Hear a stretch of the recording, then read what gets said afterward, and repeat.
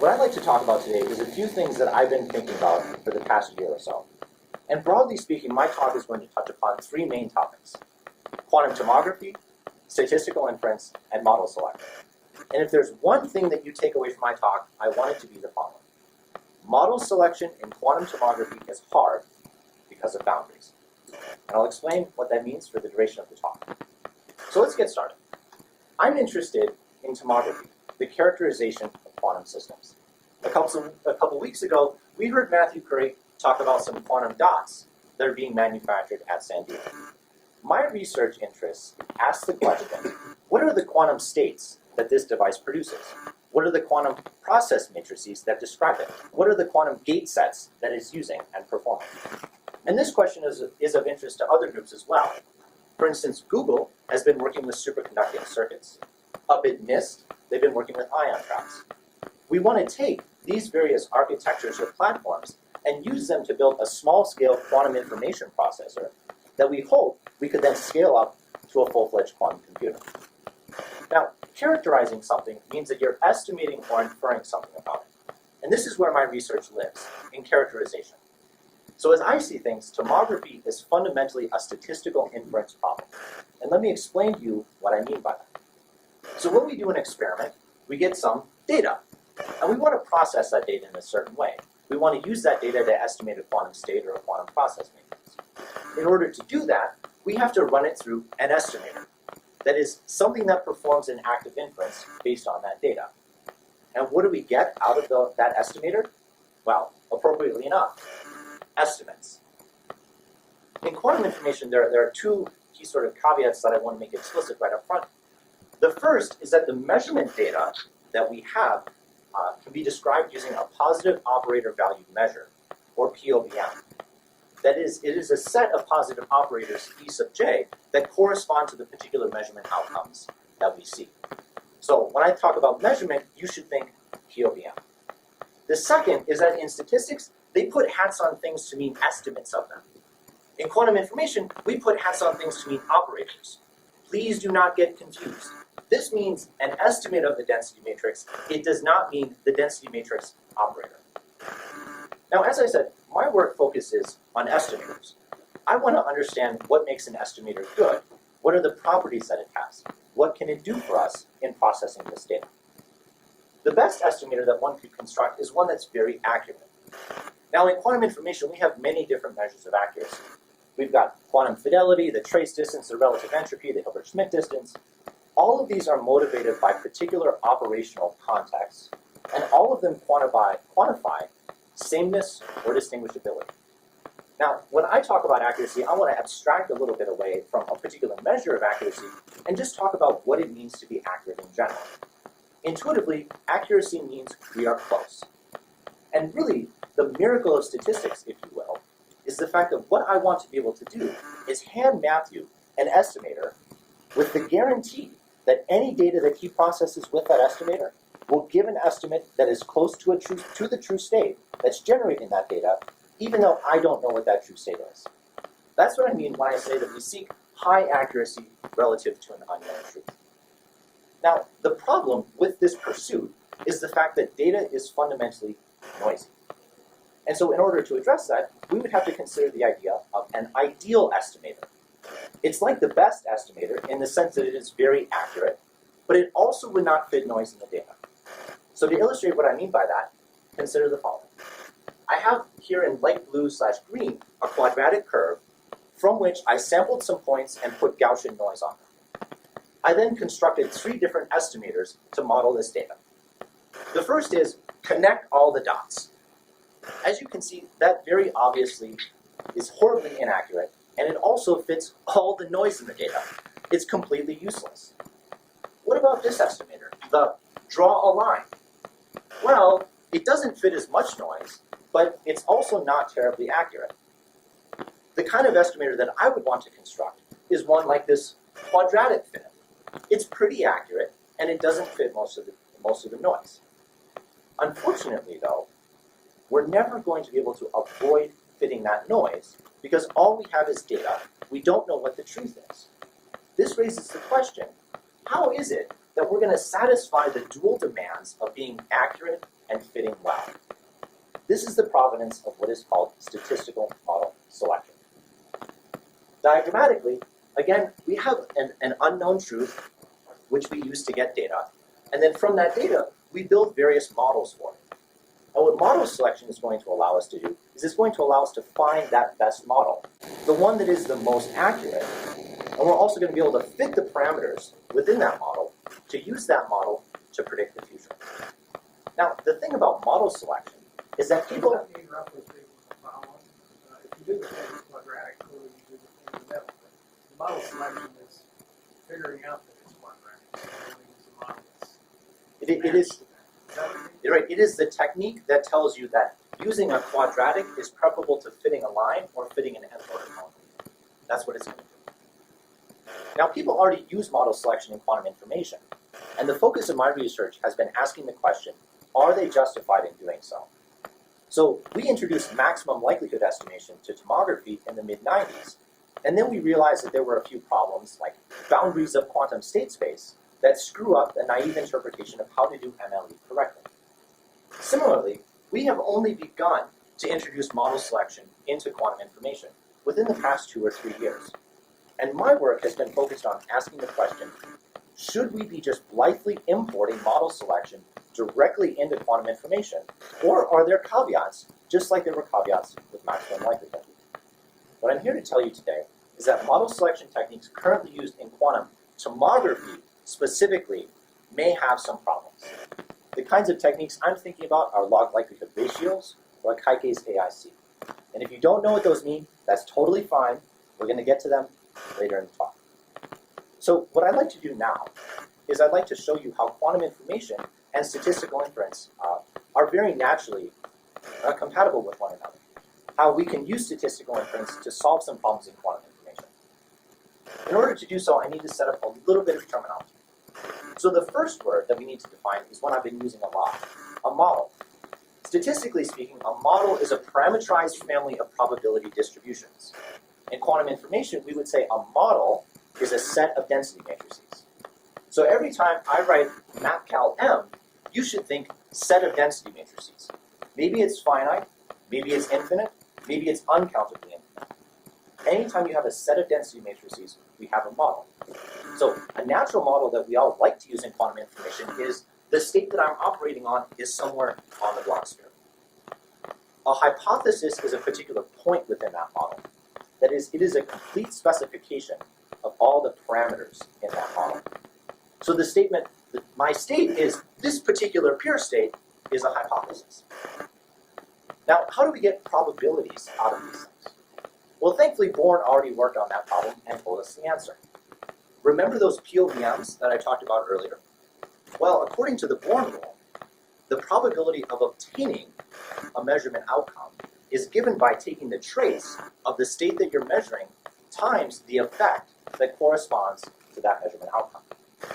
So we already see that at its core, quantum information contains ideas that are very natural within the language and framework of statistical inference. The only other quantity that we need, the definition I need to make, is how do we quantify how plausible a model or a hypothesis is?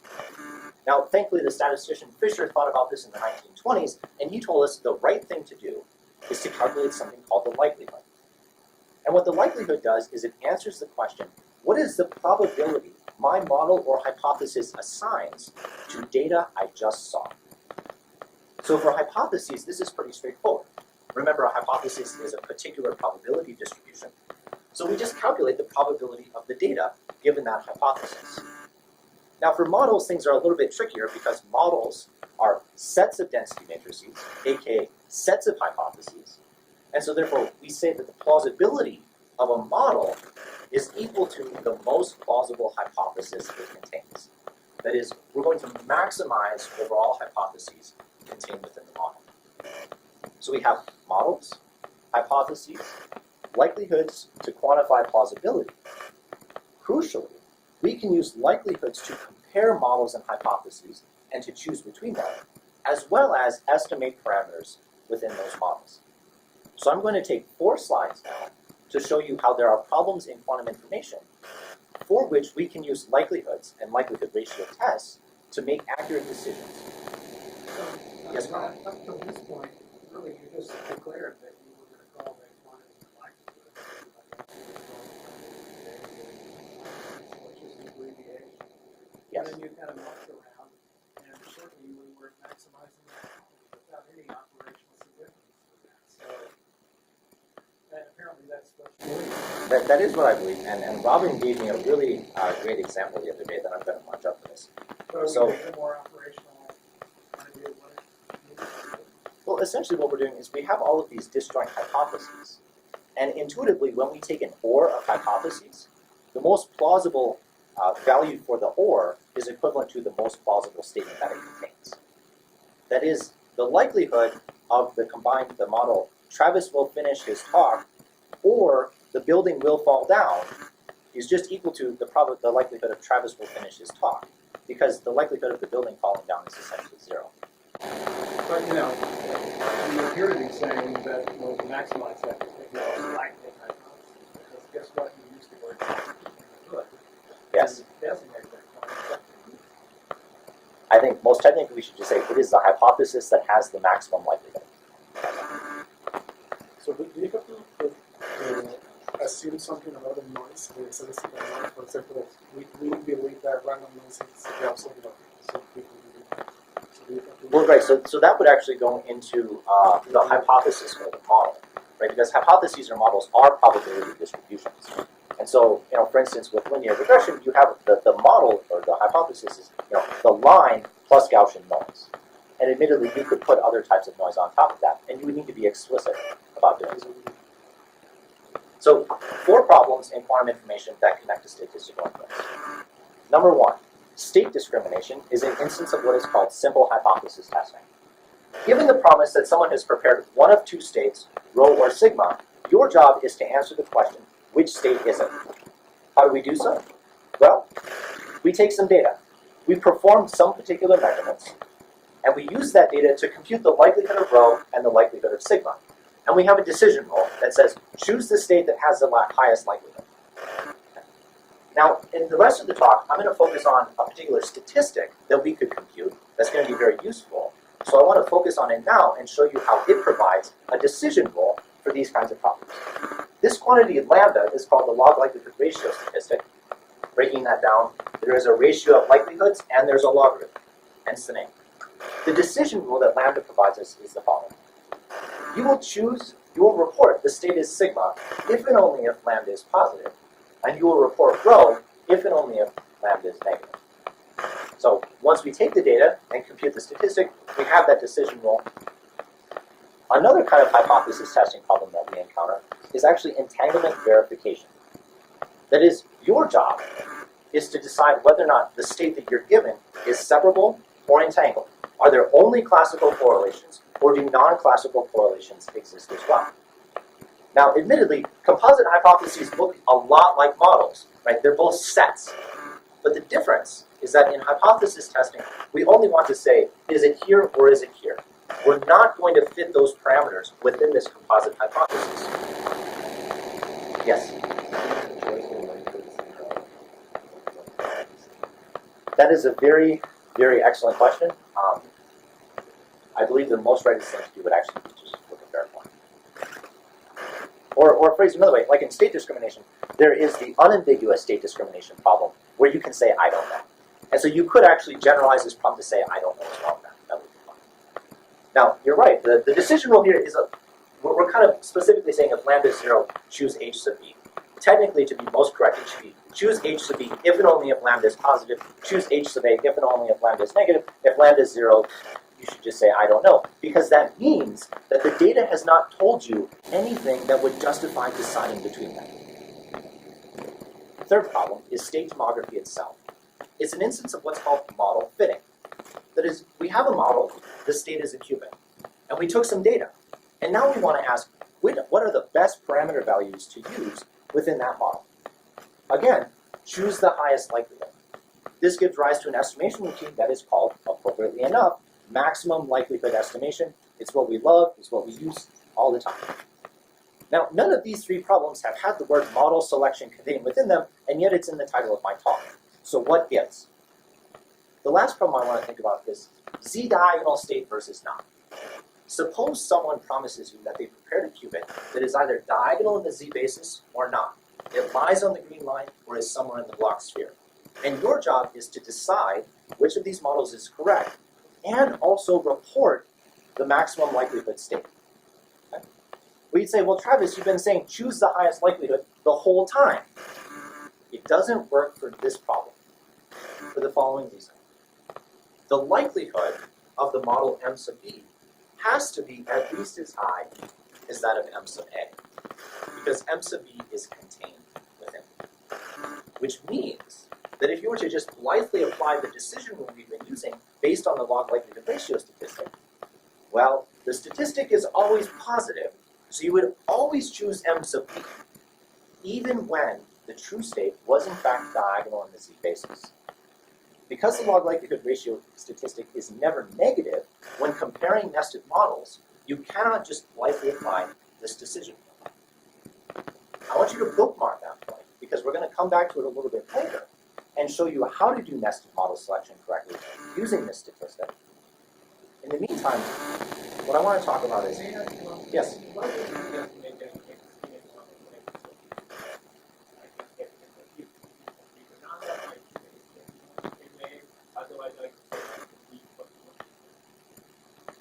Well, because model MB also is supported by the data where it's completely random, right? Because if the truth, yes, MB includes MA inside of it. Exactly. That's why we say. I mean, you could, and then that would be essentially non-nested model selection or hypothesis or composite hypothesis testing. But the problems that I've been considering in state tomography are variants of a nested model selection. That's all I wanted. That's how I want to make that connection. Yes, Bob. Suppose that, I think this is a little confusing because you've said z-diagonal state versus not z-diagonal, but I think the way you define nested models, it sounds like it's z-diagonal state versus general state. Yes, that is probably more exact definition. So my question is, if you were in fact to do what was proposed and define disjoint sets, the set of all states along that line and its complement, right, those are M and B. Could the log likelihood ratio statistic be negative? Yes, because they are disjoint. Because in particular, it means that M sub B, you couldn't ever construct a maximum likelihood estimate within M sub B that lies inside M sub A. It would always be just a little bit blank. There could always be a little bit of evidence in favor of M sub B. But could there be evidence in favor of M sub A? I would have to think about that. Fair enough. The question I want to talk about is how will we investigate model selection in state tomography? So I'm going to show you a problem that I've been working on for the past year or so and show you how it connects back to this issue of nested model selection. So I've been studying what is essentially a paradigmatic problem, the tomography of continuous variable systems. By continuous variable systems, I mean things like the optical modes of light. And when we characterize quantum states of light, we can use our old friend the density matrix. We could use a Wigner function. The problem with continuous variable systems is that they live inside an infinite dimensional Hilbert space. Formally, to do that estimation exactly correctly, you must specify an infinite number of parameters, which is very awkward because you only have a finite amount of data. So, to rectify this problem, we're going to construct models that will allow us to fit the data well, but that don't have too many parameters. Now, this was a point of confusion last year, so I want to be very clear. The models that I consider are subspaces of an infinite dimensional Hilbert space. That is, equip ourselves with a Hilbert space H sub D that is the span of the first D Fock states or photon number states.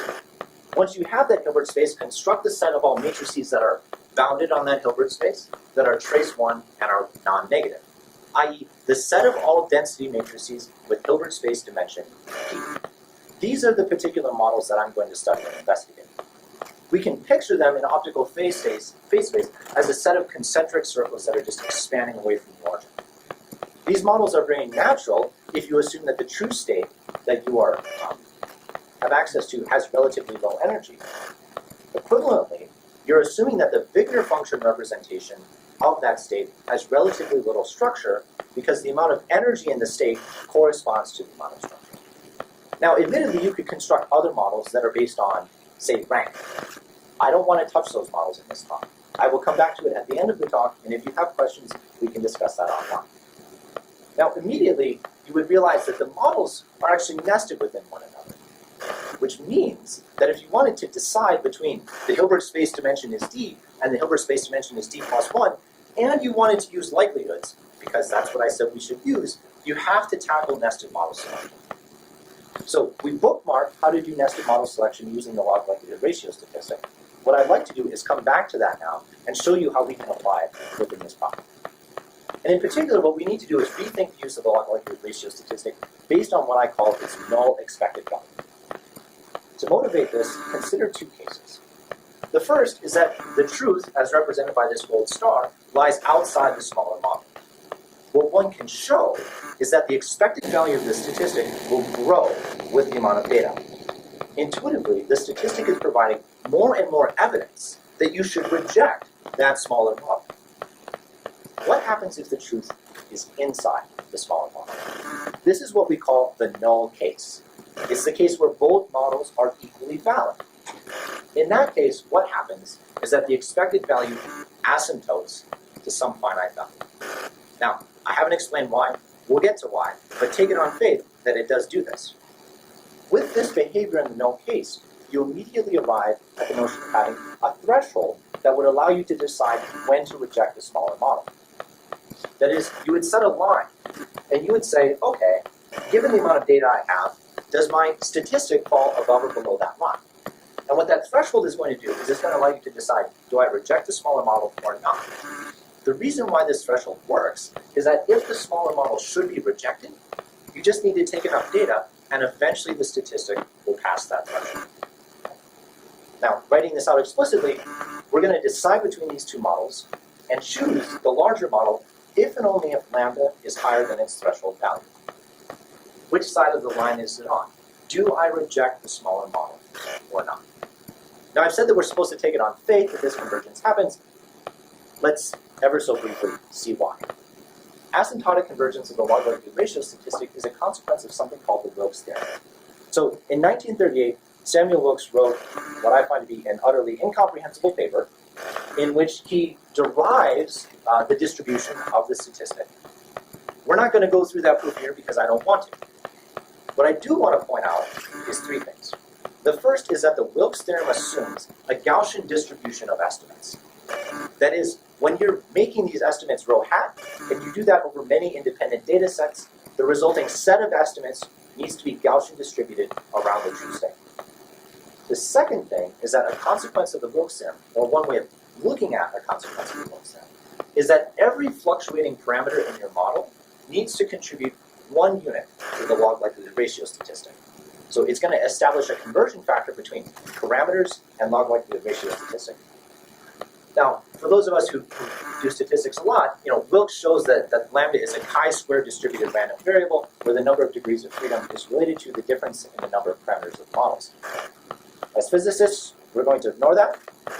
What Wilks does is it provides a distribution for which the expected value can be computed, aka for which a threshold can be set, aka for which a decision rule can be formed. Interestingly enough, there's another model selection technique that relies on the Wilks theorem. So techniques called information criteria explicitly trade off between fitting data well and having high accuracy. That is, they establish a premium that you need to achieve in order to justify adding extra parameters to your model, lest you become confused that fitting the data better was a good thing, when in fact all you did was decrease accuracy. One information criteria was derived by the Japanese mathematician Akaike in 1978. Appropriately enough, he called it the AIC. He hoped that things like the BIC, CIC, and DIC would follow. Admittedly, everyone gave up on that and just called it the Akaike information criterion. I'm not going to go into the derivation of the AIC. I do want to say that it relies upon the Wilks theorem in a very fundamental way. So what my investigation also allows us to do is talk about how is it that we could create a quantum information criterion. Okay? So at this point, we now have potential tools for nested model selection in tomography. And I want to take some time to show you how those tools perform. And in particular, we're going to just talk about using the log likelihood ratio statistic. We're not going to talk about using the AIC. So what I've been up to is I've been performing the Monte Carlo study of the log likelihood ratio statistic and its behavior. Now, as is the case with Monte Carlo, you just hope that if you choose enough instances and look at them, you'll eventually glean some insight into what's going on in reality. So we studied 17 different true states. Admittedly, 17 is kind of an arbitrary number. It just happened to turn out that way. All of these states are supported on a low energy subspace. That is, they only contain a few photons within them. That means that our model select, or the models that we're building, that start from the origin of phase space and expand outwards, are good models for those true states. For each true state, we generated 100 random data sets. Now, at this point, you should stop me and say, well, wait a minute, Travis. Quantum mechanics has these things called POVMs. You can do whatever POVM you wanted. Which POVM did you do? Well, thankfully, in quantum optics, everyone uses one of two POVMs, the coherent state POVM or the homodyne POVM. But we chose to do the coherent state POVM. It is a POVM whose measurement outcomes are complex points alpha sub j, so you can picture them as just a point in R2. And the probability of observing a point alpha sub j is given by the Gaussian Q distribution of that true state. What's nice about the coherent state POVM is that just like we have enlarging and shrinking Hilbert space within our models, there's a very natural motion of enlarging and shrinking Hilbert space in terms of these effects. We can pull them back to a finite dimensional Hilbert space. So for each true states, including Yes, they have no support outside of finite photon number. I'm sorry? Well, you could count photons, and that would tell you a lot about that would tell you about the diagonal matrix elements, but it would not tell you about the off-diagonal matrix elements. And we're interested in a full, complete tomography. So that's why we need to do this paper. For each data set, we generated somewhere between 10,000 and 100,000 samples. I can't hear you, Carl. might provide really good information about these and S. So admittedly, there is probably a tomographic scheme that one could concoct where you first start counting the number of photons, and then you use that to decide a Hilbert space dimension, and then you pick a different POVM to get more information. We haven't thought about doing that, but it is something you should do. Each data set has somewhere between 10,000 and 100,000 samples. It is our hope that 100,000 should be essentially infinite, at least in the physicist sense. And finally, we did maximum likelihood estimation over the 2 through 10-dimensional Hilbert spaces. That is, we found the best value of the parameters within the 2-dimensional model, the 3-dimensional model, all the way out to the 10-dimensional model. And I should note that all of our true states go out to 5 Hilbert space dimensions. So we have considered models where they contain the true state, i.e., where we are in this null case that we're interested in studying.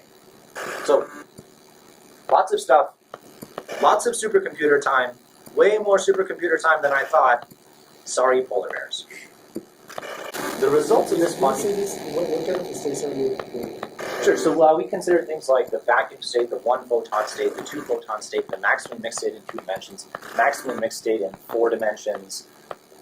Travis was typing in matrix elements on the computer and then made them positive in trace 1. So there's nothing like for each of your models, nothing like choosing a random Mm-mm. No. The idea here is to construct sort of a representative family of models, or true states, and then figure out how our model selection technique would work for those. So the results of this Monte Carlo study were rather puzzling, I should say. When we started this project, we had thought that you could just go ahead, apply the Wilks Theorem, get the expected value, get the threshold, write the paper, move on. Here I am.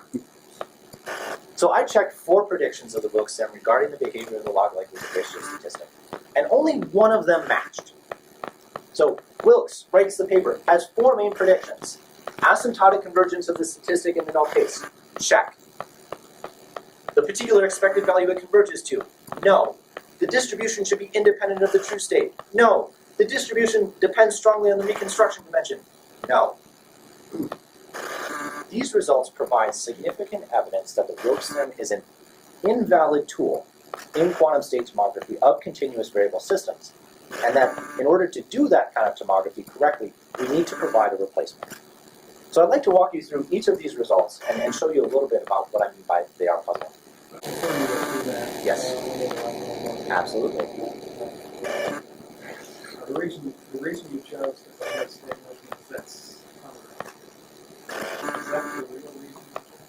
I mean, that is one reason. The other reason is the fact that those POVM effects themselves are infinite dimensional.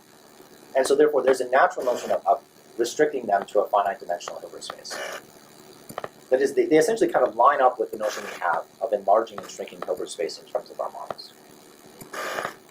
So, I mean, they are what they are, but when you talk about doing the computation, like actually doing it in silico, as it were, then you have to. And so what is higher Right, no. You would truncate it to the size of the Hilbert space dimension of the true state. Right? You would only look for the part of the effect that is coherent with the subspace that is spanned by the true state. So the first prediction that we checked is asymptotic convergence in the null case. So what are we looking at here? Consider the true state that is the plus state. So this lies inside a thing, looks kind of, sort of, chi-squared sub 5, but that blue thing, like, come on, man, that's way over there. The distribution depends strongly on the truth. This is one reason why providing a replacement for the Wilks theorem is going to be very hard. You'll have to know roughly where you are in order to correctly calculate that distribution. Last prediction that was incorrect. According to the Wilks theorem, for a fixed true state, the distribution should depend strongly on that Hilbert space dimension. We saw that in terms of the linear rise, or the rise in the expected value.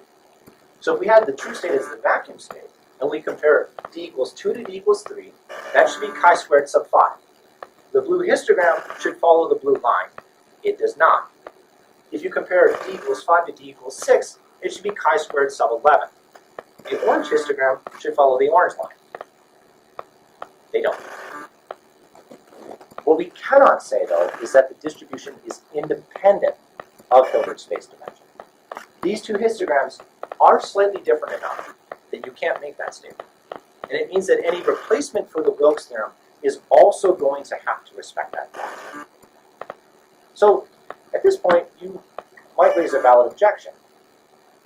When you tried using the Wilks theorem, theorems are true. They follow from a certain set of assumptions, which means that you can't say the Wilks theorem is wrong. You can only say that it is not applicable. So a natural question, and the one I've spent a long time investigating, is why does the Wilks theorem not apply for continuous variable state tomography? I mean, come on. We wanted it to, it doesn't, and now we are forced to reckon with the fact that we have to find a replacement that does all the things the Wilks theorem cannot do. The best answer I have come up with thus far is that state tomography is on the edge.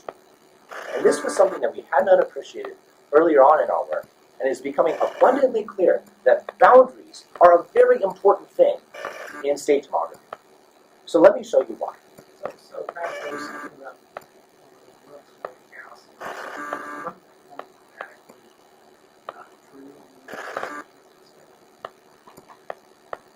It had become more and more clear that it is dramatically not true.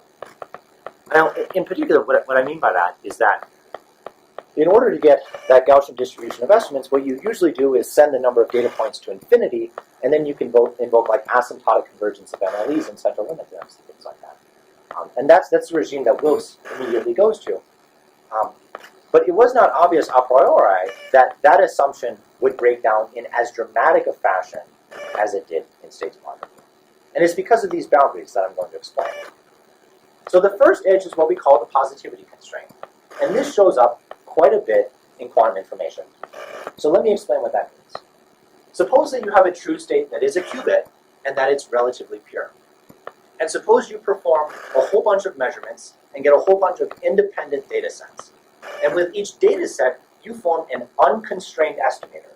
Maybe it's unconstrained maximum likelihood, maybe it's just linear inversion. If you look at the distribution of those estimates, asymptotically, they should be Gaussian. Let's ignore the particular distribution and just say you have a cloud of estimates somewhere around the truth. Blowing up on that, we have the boundary, the truth, some data sets, give us estimates that are positive matrices that lie inside the block sphere. Totally fine, no worries, no problems.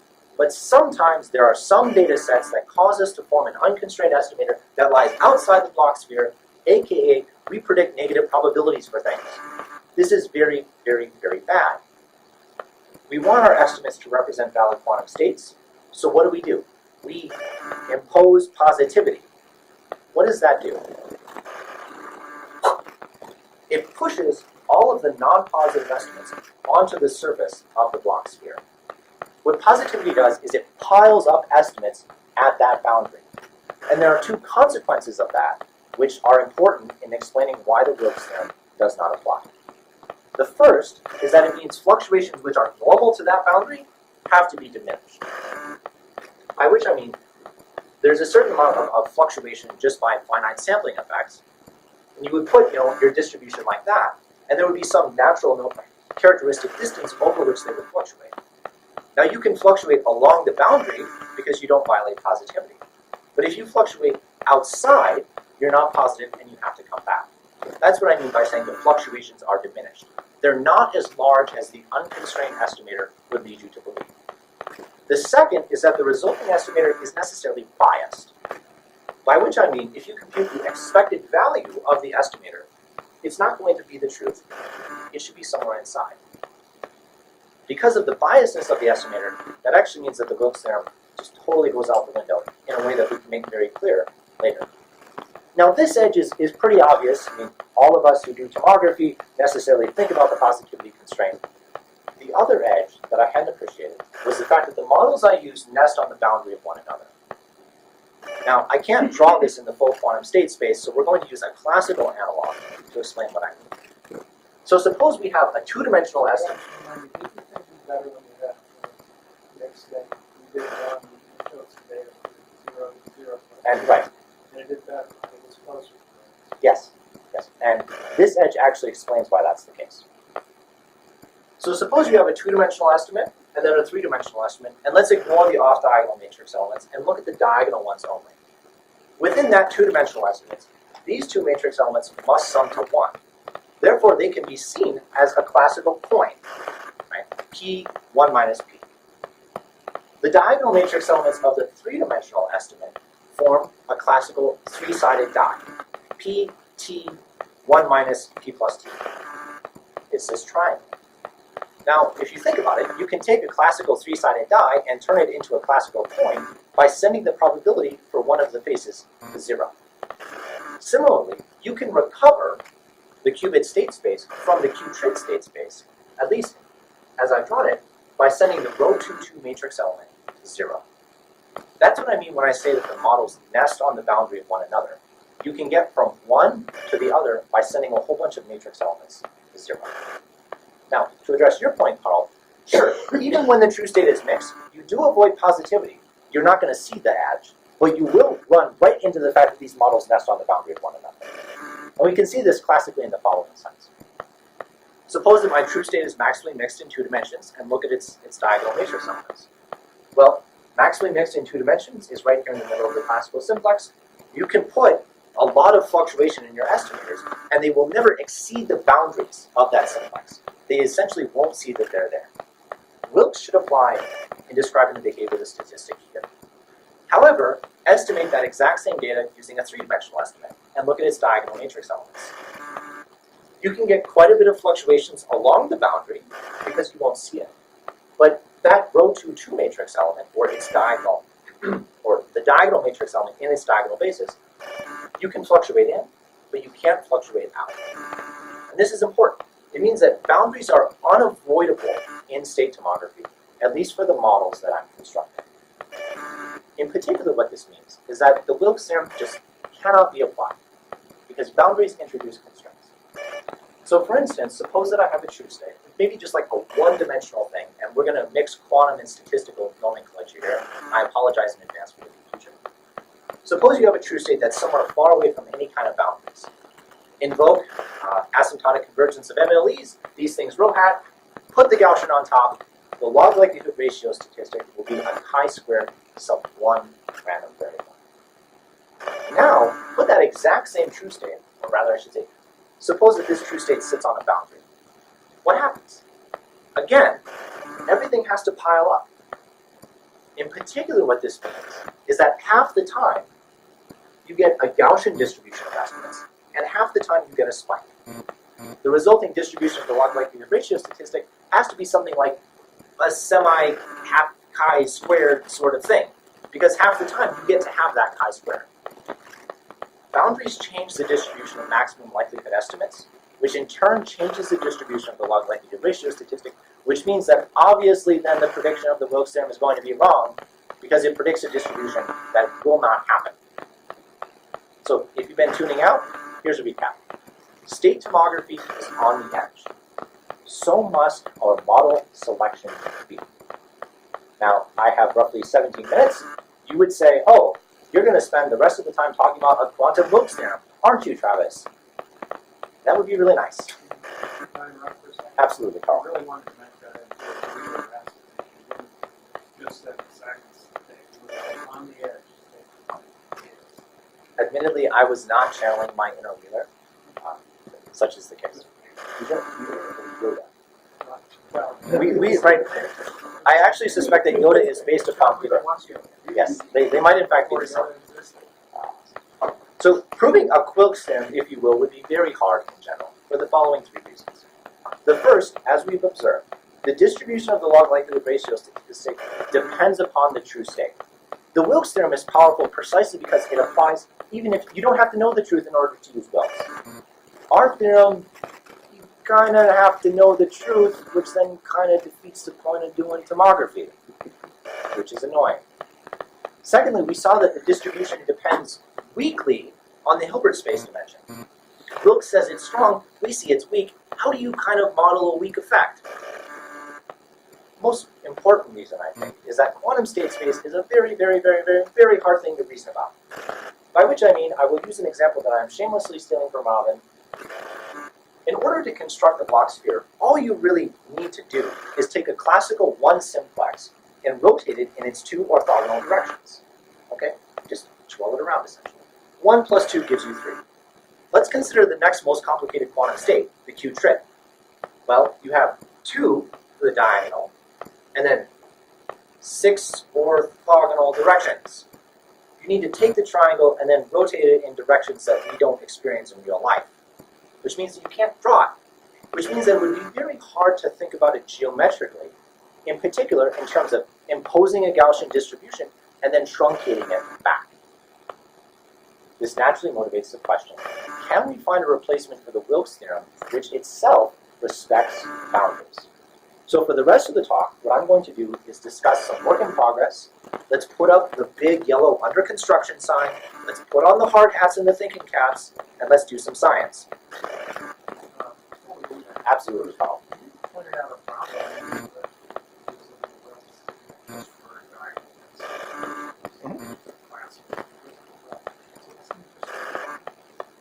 No, that is actually a very good point, and this is something that I more clarified in my mind this afternoon. Wilks really applies in a regime where you have 2 models, one of which is nested in the other, but does not lie on the boundary. Now, we can discuss offline particular instances and whatnot, but they exist, and those are the instances that people you would have to have in order to invoke Wilks. basically you just assume that the problem you are identifying. Right, right. Wilks only applies in the absence of any boundaries anywhere, ever, on anything for all time. Okay. Can we find a replacement which respects boundaries? Well, what does Wilks say? Well, first Wilks says, assume a Gaussian distribution of estimates. Okay, that ain't gonna happen. We saw that because we have positivity and because we have this nesting on the boundary. Wilks does say, or a consequence, is that every fluctuating parameter in your estimate should contribute 1 unit of log likelihood ratio statistic. Okay, I can run with that. Let's see what we can do. In particular, we spent some time constructing a model in which we break quantum states down into unitary degrees of freedom and classical simplices. And I see that Carl is giving me the thumbs up. We must be on the right track. Let's touch upon each of those parts in turn. Unitary degrees of freedom. We were motivated this by observing that if you were on the surface of the block sphere, aka at that boundary of the 2-dimensional state space, you can still rotate in two orthogonal directions. That means that the parameters that fluctuate along the boundary, they don't see it, quite literally, because they're on top of it. Obviously, the direction orthogonal to the boundary, we handle that with the classical simplex. We assume, I should say, what this led us to conclude was that the log likelihood ratio statistic should depend upon the rank of that true state. And in particular, we will give ourselves a conversion factor that says for every unit of rank in the true state, you get 2 units of log likelihood ratio statistic. Another way of seeing what this means is as follows. Suppose that my true state is full rank in 2 dimensions. What our model is saying is that it is only the parameters in the estimates that are coherent with the matrix elements of the truth that will, quote-unquote, contribute fully to the log likelihood ratio statistic. Anything that is not coherent, we're just going to ignore. Now, is that because those coherent things, those have no bounds, pieces have no bounds? Exactly. Yeah. What about the classical simplices part? This was something that we had studied essentially while I was in Maryland. Again, we have the boundary and we can rotate on it unconstrained, but we can only fluctuate normal to the boundary some of the time, and some of the time we get pulled back. So this means that the log likelihood ratio statistic has to depend upon spectral fluctuations as well. How do you model that? Take the true state, diagonalize it, and then embed that that probability vector inside the appropriate classical simplex. Then take a Gaussian distribution of points, vectors, around that truth, and then truncate them back to the simplex. You can then compute what the log likelihood ratio statistic will be based on that. Again, Monte Carlo for simulating the effect of boundaries. Putting these two results together, what our model does is it provides a replacement for the Wilks theorem that explicitly addresses boundaries and says that the expected value of lambda md plus 1 is twice the rank of the true state plus a correction that depends upon the classical simplex.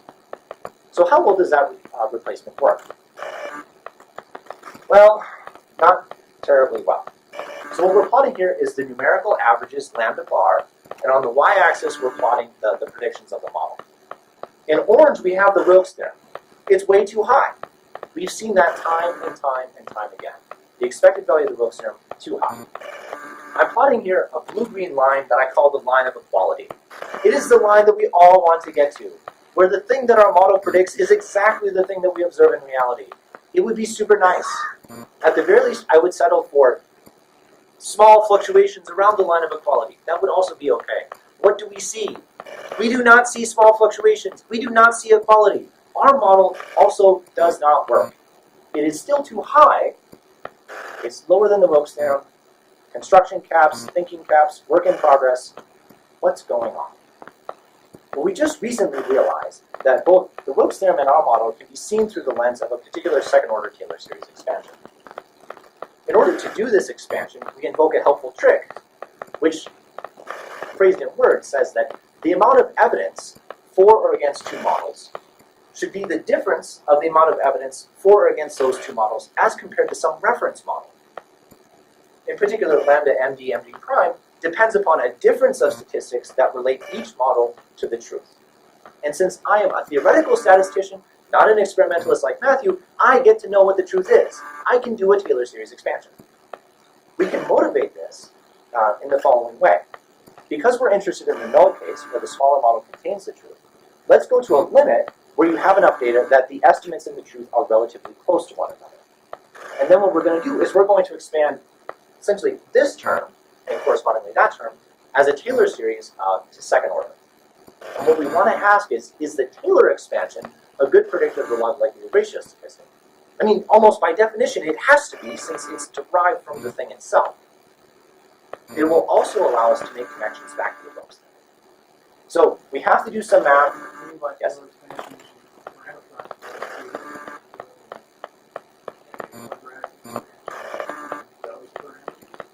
Yes.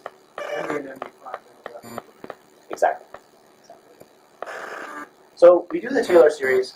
I'm not going to grind through the math because I hate it when people do that. The point is that you just write down the Taylor series out to second order. You have a zero order term that vanishes. You have a first order, second order term. And then at this point, you get incredibly confused because unlike Jonathan and Carl, you have very, very, very bad notation. you forget that density matrices are actually matrices. You forget that these things are gradients, that thing is a tensor. You be very confused and send a lot of emails back and forth. And then you realize that, okay, the notationally correct way to do this, the expected value of lambda rho true rho hat has two components. One relates to the curvature or the Hessian of the likelihood function. Essentially, how steep are its sides. The second term relates to an error. How much does our estimate fluctuate around that truth? And it is the interplay of these two quantities that determines the expected value of the log likelihood ratio statistic. And it answers the question, if we are close to the truth, how does the statistic behave? Now, I said that this Taylor series provides us a lens to see the Wilks theorem. Let me show you why. Reproducing the math from the last slide, in the absence of boundaries, there is no bias. Because there is no bias, we get many, many, many nice things. The first is that this tensor here of error is actually a covariance matrix. So let's just take that and put covariance here. The second thing you need to do is recognize that the Hessian is, by definition, the observed information. Or I should say, the Hessian evaluated at the estimate is the observed information. And the observed information provides an unbiased estimator of the Fisher information, so you plug in I hat for that. You then say, okay, MLEs are asymptotically efficient, they achieve the Kramer-Rao bound. If you multiply these two things together, you should get something like the identity, and then you take a trace and you get d squared minus 1. Why am I saying this? The Taylor series reduces to the Wilks theorem. It gives the same expected value of the statistic. It provides us a way of understanding why the Wilks theorem breaks down. The only thing this Taylor series does not do is predict distribution. So how well does it perform in predicting the observed values of the log likelihood ratio statistic? Carl, do you have a question? No, we're discussing. I would be very pleased to take that during the feedback part of my presentation. But I do think we might have something. Okay. Just, I'm guessing like that expression. We don't think it should be demonized. There's no way to make all this. This has nothing to do with like quantum Kramer-Rao bound, any kind of thing. We can certainly talk about that offline. In the interest of time, I'd like to continue. So the Taylor series is not as accurate as we would have thought. So again, numerically observed value lambda bar, predicted value, line of equality, it's what we want. What does the Taylor series do? Still too high.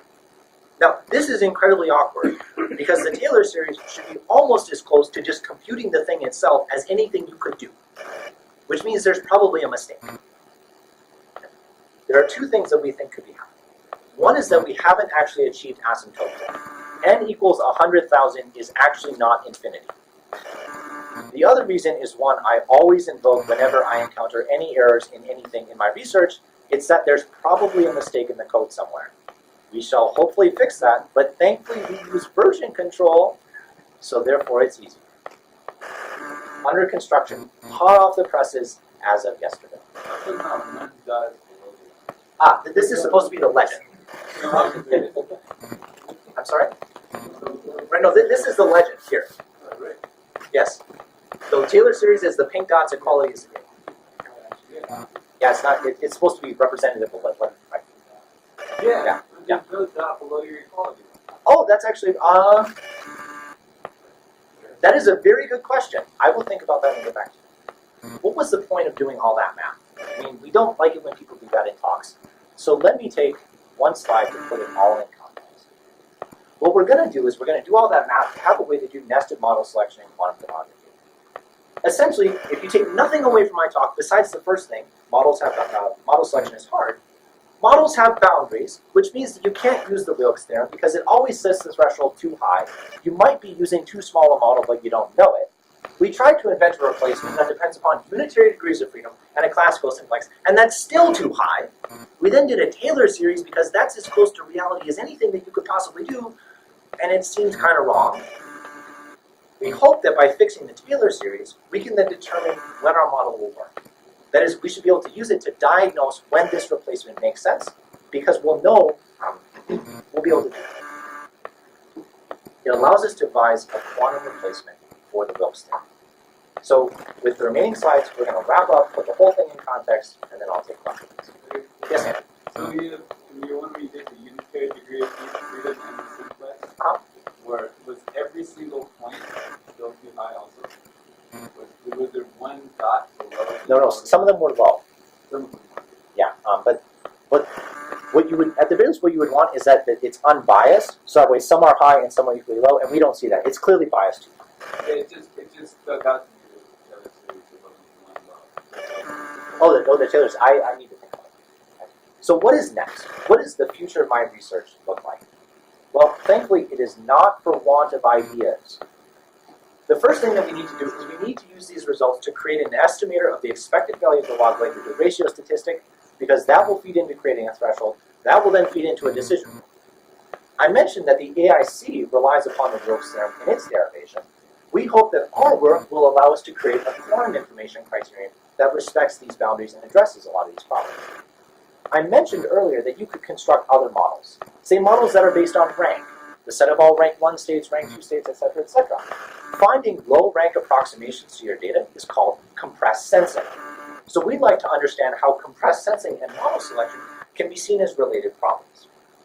I also said that this model selection technique only works for low energy states, like states that are close to the origin. But the interesting quantum states we want to study are far away. They're displaced states, they're squeeze states. ARM technique will not work because it starts at the origin and expands out here. What you should do is move the origin over there and then expand. We hope to address that. Finally, we had to kill a lot of polar bears and run a lot of maximum likelihood. It would be great if there was some way to speed that up. I suspect that techniques called active subspace methods might allow us to do so. So 2 parting thoughts. A year ago, I thought using the log likelihood ratio statistic for model selection was easy. Today, I am certain it is vastly harder than I and others thought. Why? Model selection is hard in quantum state tomography because we have to deal with all those boundaries. Thank you for your kind attention.